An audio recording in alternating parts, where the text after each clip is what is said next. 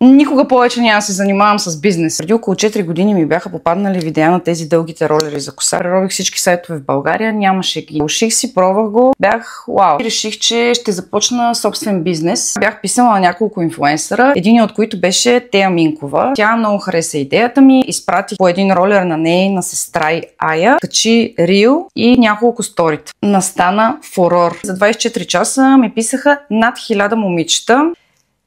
И просто си спомням как стоях и се потях и с ясната мисъл, че аз имам 30 комплекта.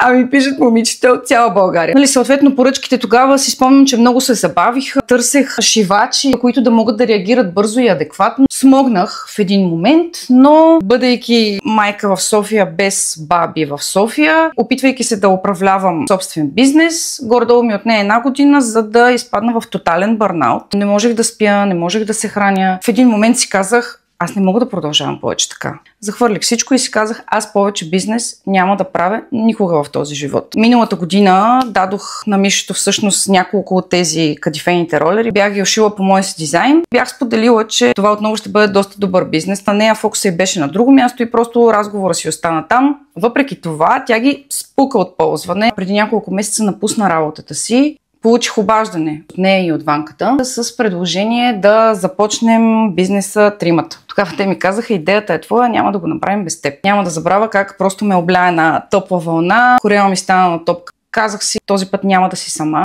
Пробвай. Ще позволя да дам един съвет. Когато имате идея за бизнес, е да си намерите партньор. Човек, с когото да споделят ангажиментите, стреса и да се бутате напред, когато всъщност е най-трудно. В моя случай това се оказа ключовият елемент. Това направи разликата. Не спирайте да се предизвиквате, тъй като никога не се знае кога птичето ще кацне на рамото ви. Айде, чао от мен!